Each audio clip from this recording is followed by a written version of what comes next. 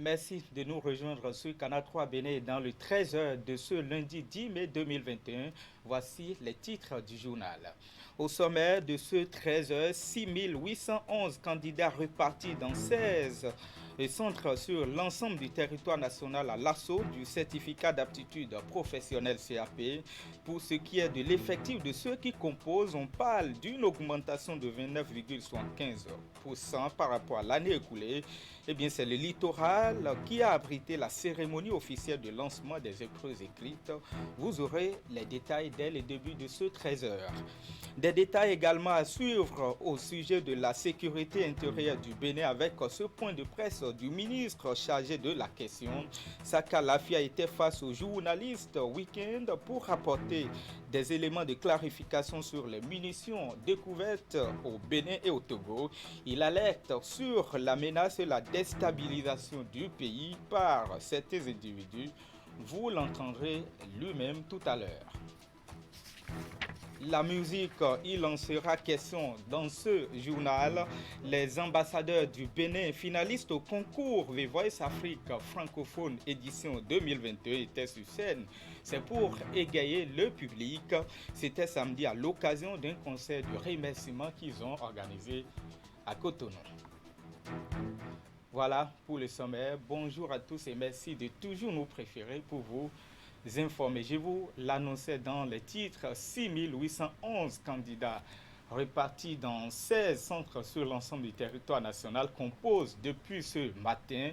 Et c'est pour l'obtention du certificat d'aptitude professionnelle. Le CAP 2021 a enregistré donc une augmentation de 29,11% par rapport à l'année précédente. C'est le lycée technique professionnel de Pont-de-Oie à Pakwa de Cotonou, dans le littoral, qui a abrité la cérémonie officielle de lancement des épreuves. Ilori Chekwegaba, Elvis Tonocoin. Très tôt ce lundi, les candidats au CAP consultent leur nom et leur numéro de table sur les différentes affiches placées sur la cour du lycée technique professionnel de Pont-de-Oie. Ils rejoignent ensuite leur salle et se débarrassent de tout document compromettant. Les surveillants partagent les feuilles de composition et les aident à les remplir en attendant le lancement des épreuves. C'est un moment de stress pour les jeunes candidats. Vient ensuite le moment tant attendu, l'entrée du ministre de l'Enseignement secondaire technique et de la formation professionnelle. L'autorité échange quelques mots avec les candidats pour les rassurer avant de procéder au lancement officiel de l'examen. Les enseignements se sont bien déroulés. L'encadrement a été bien fait et bien suivi par nos conseils pédagogiques, nos inspecteurs, et à tous les niveaux, cela a pu bien se faire. Nous nous en réjouissons bien entendu, parce que nous sommes là maintenant dans une année bien apaisée et nous devons en principe nous attendre à des résultats bien satisfaisants. Pour cette année, l'organisation ne souffre d'aucune faille. Les responsables à divers niveaux ont pris toutes les dispositions pour que l'examen se déroule sans difficulté. Cet examen se déroule dans 4 options. Option des sciences et techniques industrielles, option de l'enseignement familial et social. Nous avons aussi l'option des sciences des métiers d'art, sciences et techniques des métiers d'art. Donc l'examen se déroule donc dans toutes ces options-là avec plusieurs filières. Nous avons au total 6811 candidats sur toute l'étendue du territoire national et je rappelle que l'examen se déroule dans 16 centres sur toute l'étendue du territoire national. Comme d'habitude, et cette fois-ci beaucoup plus d'avantages parce que la politique du gouvernement consistant à inciter nos concitoyens vers l'option de la formation technique et professionnelle a véritablement donné un impact concret cette année parce que l'effectif inscrit a connu une augmentation très forte, ce qui nous a contraints à nous surpasser au niveau des dispositions à prendre pour réussir l'organisation. C'est le lieu pour l'autorité de rappeler les différentes réformes amorcées par le président Patrice Talon et son gouvernement pour améliorer non seulement la qualité de l'éducation au Bénin, mais aussi orienter les jeunes apprenants vers une formation en adéquation avec les besoins de l'emploi. Nous avons aussi procédé à la relecture et à la réécriture des nouveaux curricula de formation Et pour vous dire que le gouvernement se prépare pour que d'ici 2023, nous puissions non seulement avoir ceux-là qui vont enseigner dans ce sous-secteur, les programmes d'études qui doivent être complètement remis aux normes, de même que les infrastructures qui doivent être des infrastructures nouvelles avec des équipements nouveaux pour la relance de ce sous-secteur. Cette opération donne ainsi le top à la série des examens de fin d'année. Du côté des candidats au CAP 2021, toutes catégories confondues, c'est le moment de prouver que les notions acquises depuis quelques années sont bien comprises et maîtrisées. Éducation toujours, 4 semaines de travaux dirigés gratuits pour les candidats au BEPC au baccalauréat. Et c'est dans le littoral, c'est une initiative du maire Luc Osset-Onji-Atropo pour renforcer le niveau des candidats aux prochains examens de fin d'année. Les TD, comme on les appelle généralement, sont organisés avec le concours des acteurs et pour offrir les meilleures prestations aux apprenants. Le démarrage des travaux dirigés a eu lieu samedi à Cotonou. On retrouve le duo Ulrich Ekouegava, Elvis Donocoin. C'est une première à Cotonou. La mairie organise des travaux dirigés gratuits pour les candidats aux examens du BEPC et du baccalauréat. Très tôt ce samedi 8 mai 2021, le maire Luc Atropo effectue une descente sur le terrain pour constater le démarrage effectif de cette opération qui vise à renforcer le niveau des candidats. La mairie accompagne le système éducatif béninois en mettant à notre disposition 4 semaines de séances de cours de renforcement pour tous les citoyens des classes de la ville de Cotonou, des classes de 3e et terminale.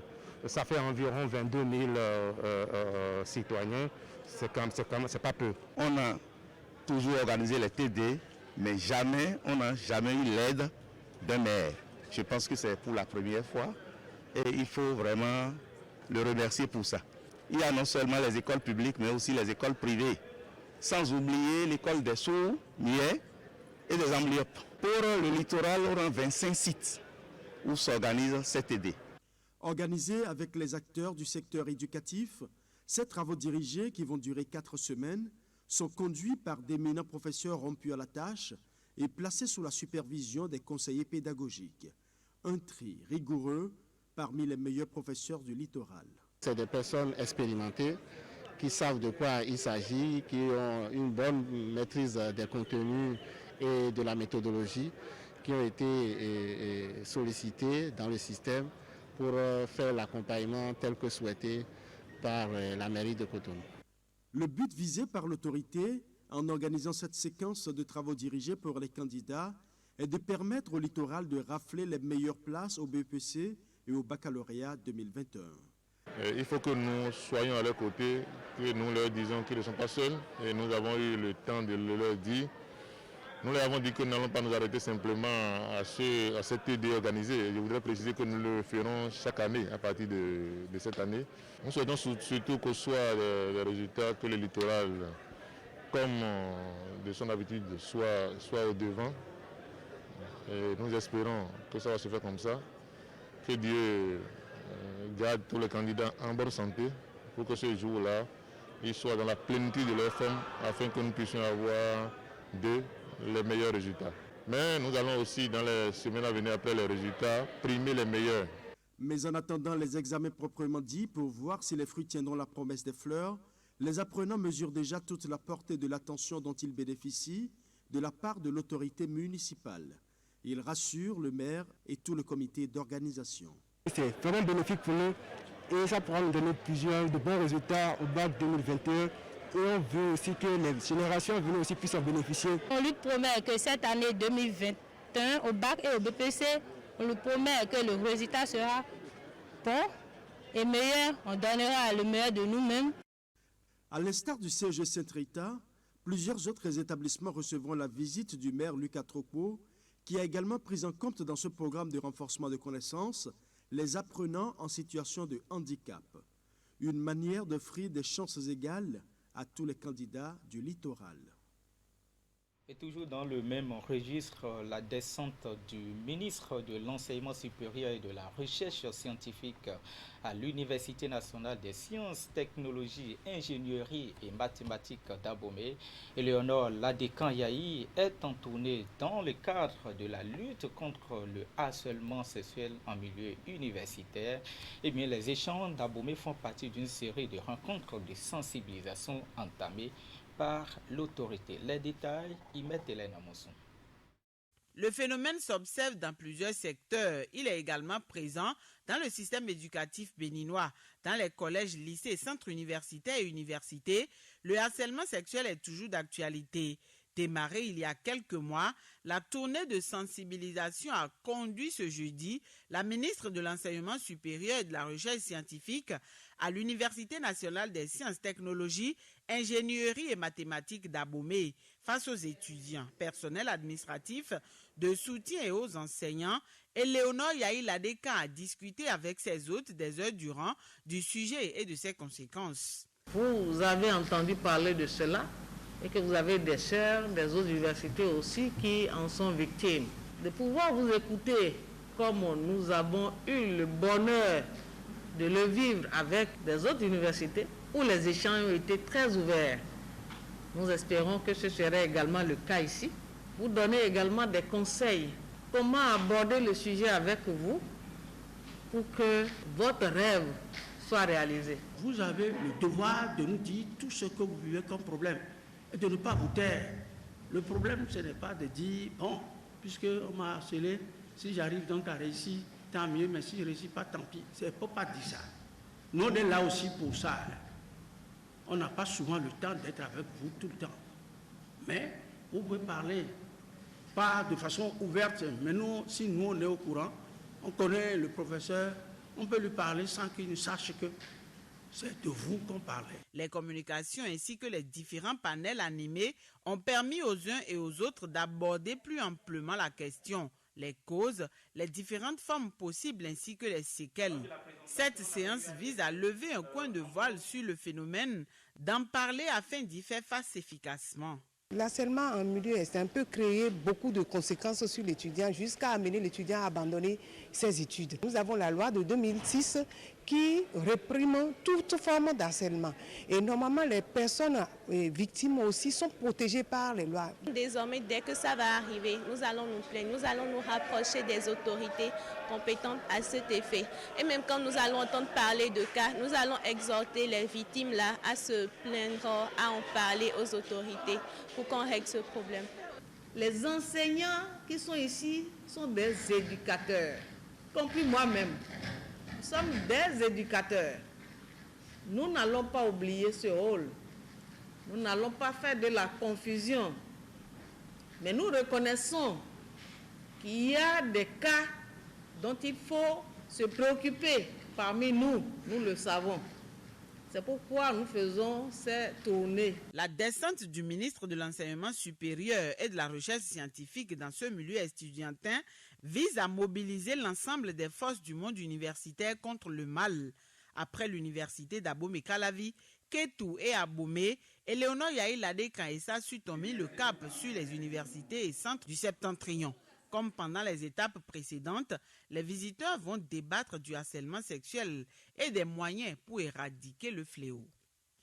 Et puis on entame la page religion de ce 13h. La communauté musulmane a débuté depuis le 2 mai 2021, les 10 derniers jours du mois de Ramadan. Vous le savez, c'est une nuit encore appelée la nuit de la destinée, consacrée essentiellement à l'adoration de Allah.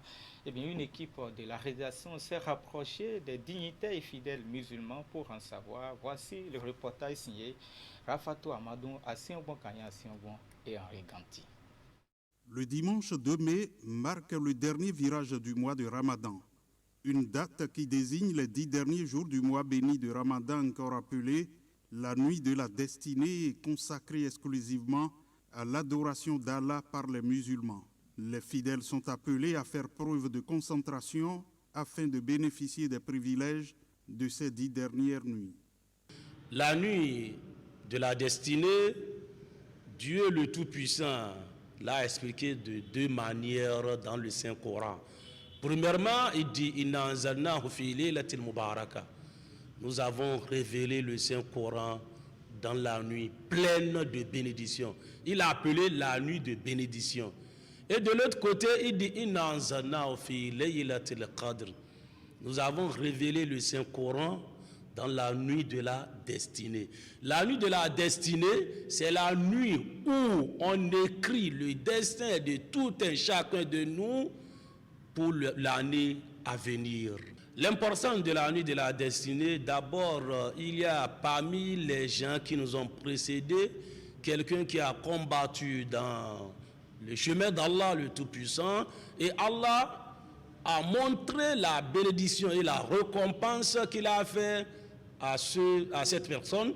C'est là que le prophète lui-même, il cherchait que le Tout-Puissant l'accorde pour son peuple. C'est là que le Tout-Puissant dit, bon, je vais vous donner une nuit dont l'adoration de cette nuit vaut la récompense de 1000 mois. 1000 mois veut dire 83 ans comme ça. Qui adore son Seigneur dans cette nuit, il a la récompense de l'adorateur qui a adoré son nom pendant 1000 mois. Nombre de fidèles expliquent la compréhension qu'ils ont de la nuit de la destinée. La nuit de la destinée, pour moi et pour tout musulman, c'est une nuit, comme le nom l'indique, qui a beaucoup d'importance. C'est la nuit où Dieu, le Très-Haut, il réécrit le destin de tout un chacun. Si tu as la chance de rencontrer cette nuit durant le mois de Ramadan, surtout les 10 derniers jours, c'est que Dieu, le Très-Haut, si tu étais destiné à l'enfer, il va te racheter, te mettre parmi les gens du paradis. C'est une nuit que les alphas, nos théologiens nous ont expliqué, une nuit qui vaut plus que 1000 mois.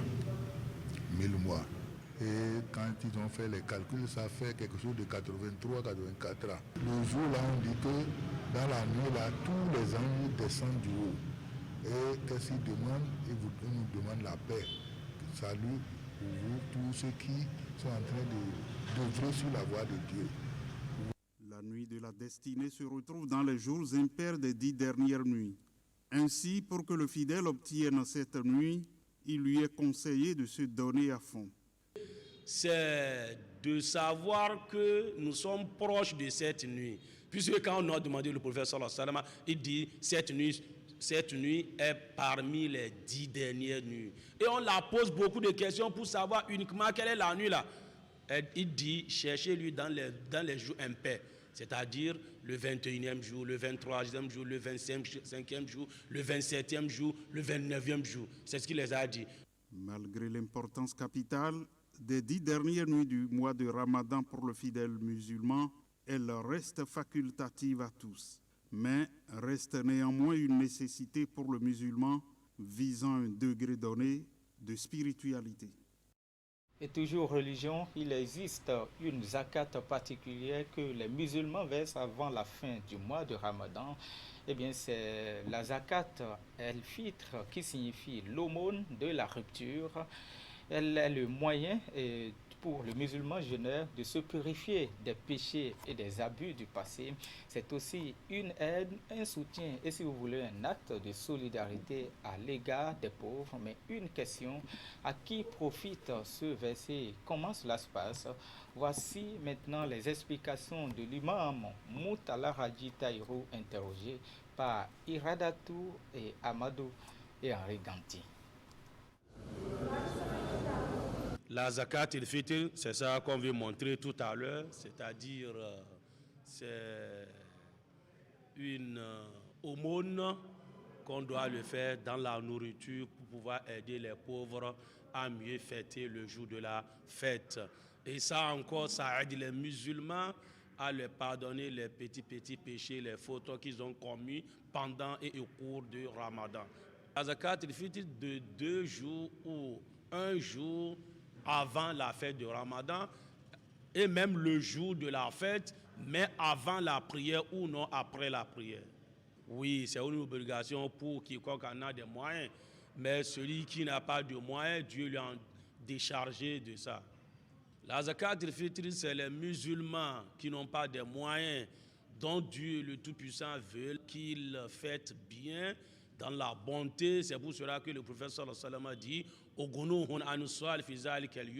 mettez-les à l'aise, donnez-les pour qu'ils ne mendient d'abord avant de manger le jour de la fête, pour que vous serez tous ensemble dans la joie. On peut donner la zakat avec la nourriture que vous consommez dans votre pays.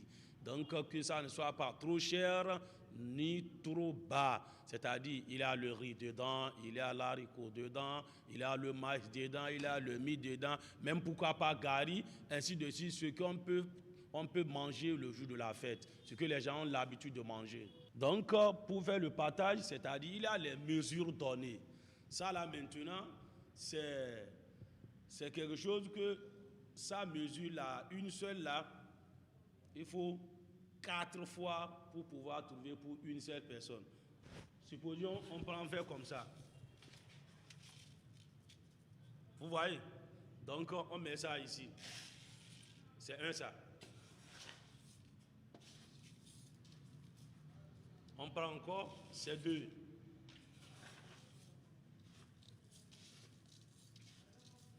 On prend encore, c'est 3.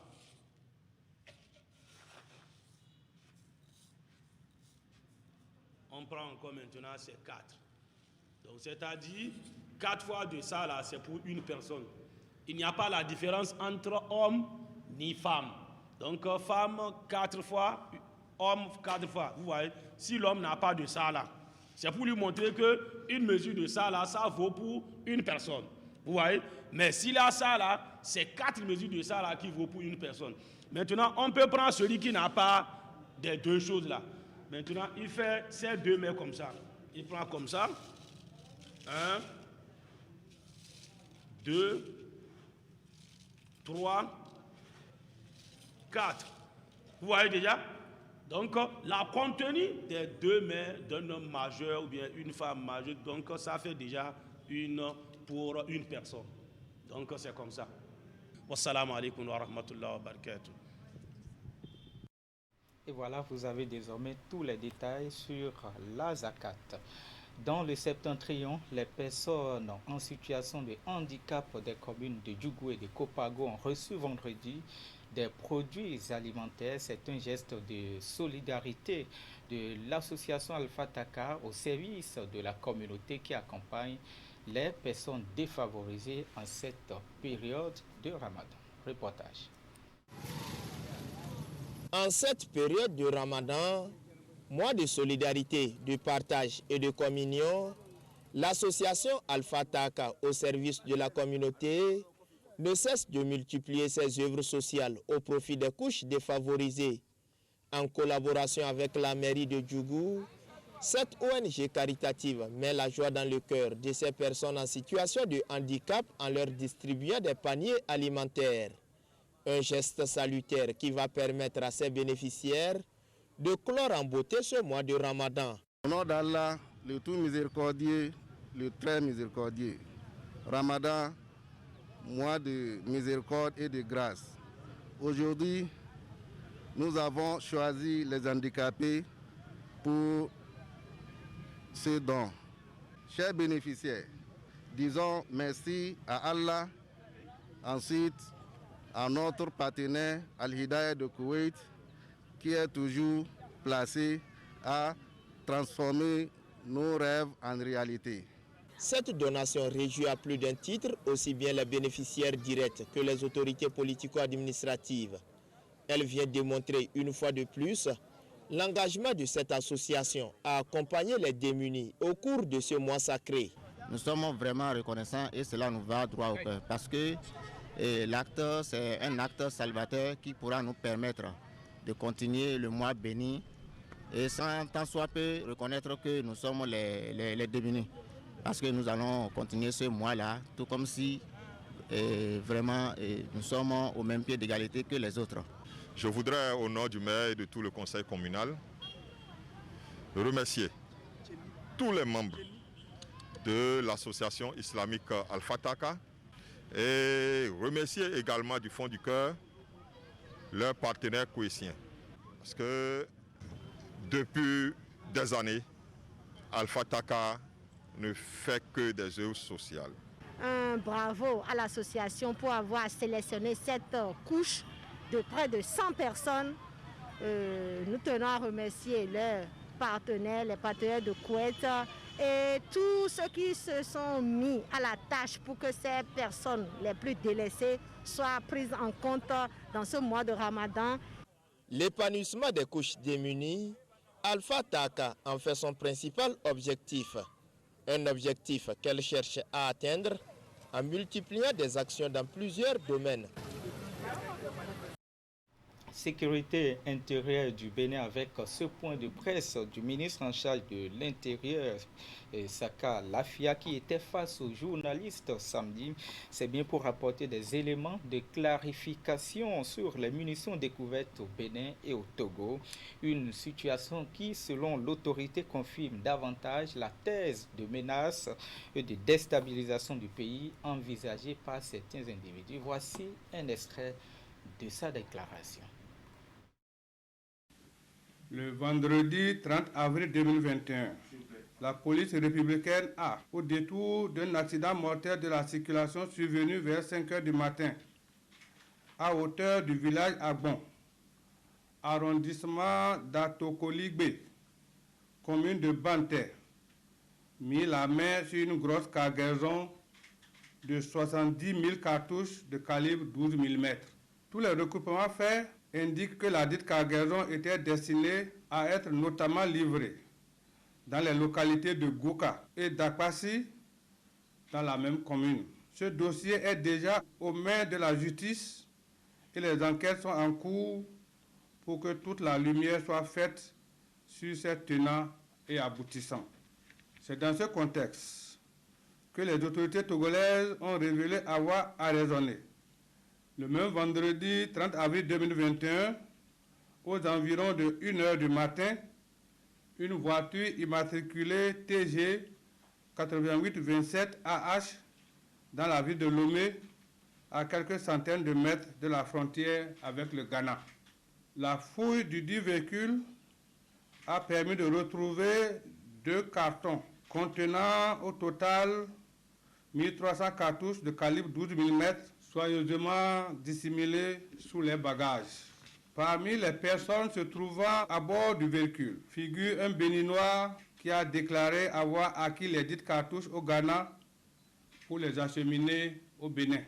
C'est pourquoi je voudrais remercier les autorités politiques et la police togolaise pour leur engagement sans équivoque dans la lutte contre la prolifération des armes et munitions destinées à troubler la paix et la quiétude de notre sous-région. Je me félicite particulièrement de la coopération agissante qui existe dans nos deux pays et rassure que le Bénin continuera de jouer convenablement sa partition. Par ailleurs, cette prise en territoire togolais, ajoutée à celle des 70 000 cartouches saisies par la police républicaine, achève de convaincre du sérieux des informations faisant état de plans de perturbation de la quiétude nationale, de déstabilisation de notre pays et de menaces graves à son intégrité. En outre, ces prises interviennent à la suite d'appels publics lancés par certains acteurs politiques en faveur d'un soutien conséquent à des personnes armées appelées auteurs des actes graves enregistrés dans les communes de Savé, Banté et Chaourou dans le cadre de l'élection présidentielle du 11 avril 2021. En tout état de cause, le gouvernement poursuivra ses efforts en vue de garantir la sécurité et la paix sur toute l'étendue du territoire national. Et pour boucler la boucle, les deux artistes béninois finalistes, je vous le disais dans les titres, du concours The Voice Afrique francophone édition 2021 étaient sur scène. C'est pour égayer le public. Et c'était samedi à l'occasion d'un concert de remerciements organisé par le groupe Empire et le ministère en charge de la culture. Le spectacle de Giovanni et de Karina Sen a eu lieu au Concerto à Papa, c'est ici même à Cotonou, en présence de plusieurs personnalités. Reportage.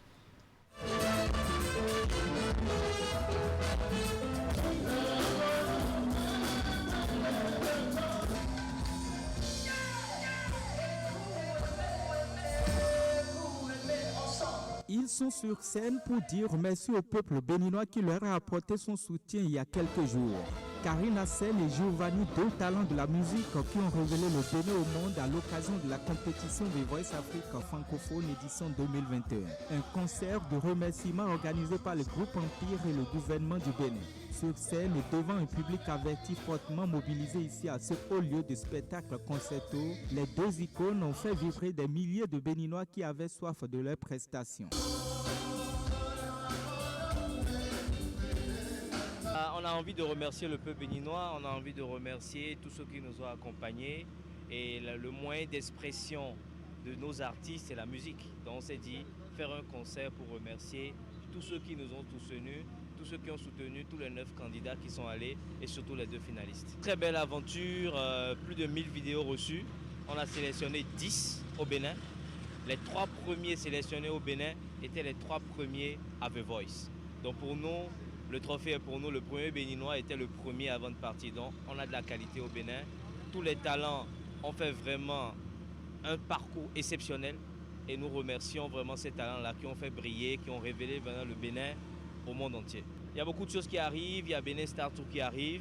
Il y a The Voice édition 3 aussi qui arrive. Donc tous ceux qui ont de belles voix, qui ont envie de s'exprimer, de montrer leur talent au monde entier, préparez-vous parce que la phase 4 va démarrer.